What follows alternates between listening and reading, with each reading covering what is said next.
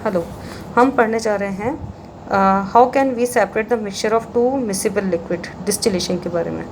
Distillation जो है वो ऐसा प्रोसीजर है जिसमें लिक्विड को कन्वर्ट किया जाता है वेपर्स में हीटिंग के थ्रू, और उसके बाद it is followed by the condensation of vapours, thus produce by cooling. इसको कंडेंस भी किया जाता है उसके बाद उन वेपर्स को कूलिंग के थ्रू, ठीक है। और डिस्टिलेशन प्रोसीजर जो है वो उस मिक्सचर के लिए ना यूज़ किया जाता है जिसमें जो दो मिसिबल लिक्विड्स हैं, यानी जो मिक्स होते हैं मिसिबल लिक्विड, है ना, वो बॉयल हो जाते हों विदाउट डिकम्पोजिशन, और जिनके बॉइलिंग पॉइंट में सफिशिएंट डिफरेंस हो 30 to 50 K का।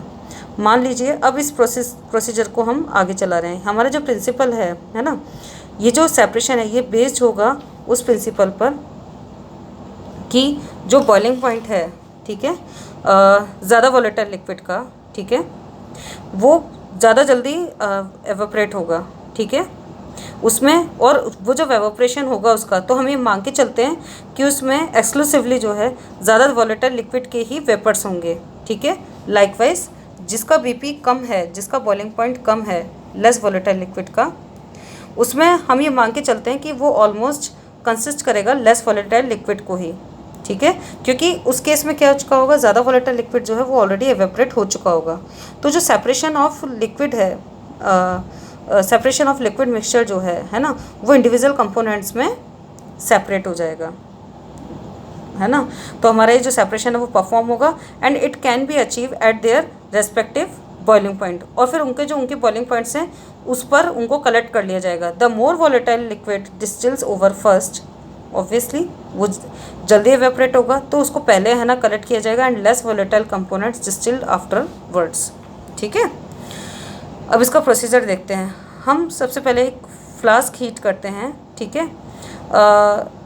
वेपर्स ऑफ, अब सबसे पहले आपने एक फ्लास्क लिया, उसके अंदर आपने मिक्सचर डाला एसीटोन और वाटर का, आपने उसे हीटअप किया तो क्या हुआ, सबसे पहले जो एसीटोन था जिसका बॉइलिंग पॉइंट कम है, उसके वेपर्स बनने स्टार्ट होंगे, ठीक है। और उसका जो वेपर प्रेशर है ना एसीटोन का, जब इक्वल हो जाएगा एटमॉस्फेयर के, ठीक है, तो एसीटोन जो है वो बॉइलिंग करना स्टार्ट होगा, ठीक है।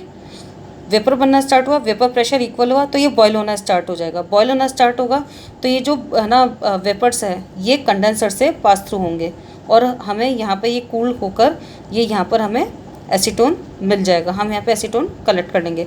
जब ये जब बॉयल होना स्टार्ट होगा तो हमारा जो थर्मामीटर है वो टेम्परेचर इंक्रीज हमें बता देगा, और जब ये पूरा का पूरा बन चुका होगा, है ना, पूरा का पूरा जो एसीटोन है वो वेपराइज होके वो कंडेंस होके कलेक्ट हुआ, तो आपका जो थर्मामीटर है उसमें वापस टेम्परेचर डाउन होना शुरू हो जाएगा, ठीक है। उसके बाद क्या होगा, आफ्टरवर्ड्स जो इसके अंदर क्या बचेगा, मैक्सिमम वाटर बचेगा, फिर वो बॉयल होना स्टार्ट होगा।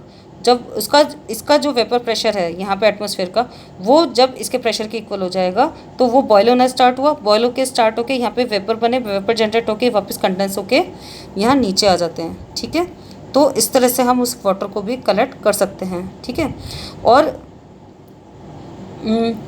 इसके बाद में जो इसकी जो इम्प्योरिटीज़ होंगी, है ना, जिनके जो बॉइलिंग पॉइंट है वो इन दोनों से भी ज़्यादा होंगे, या अगर और भी कोई अगर है ना इम्प्योरिटी ऑफ लिक्विड होगा तो वो इस फ्लास्क में ही रह जाएगा, ठीक है।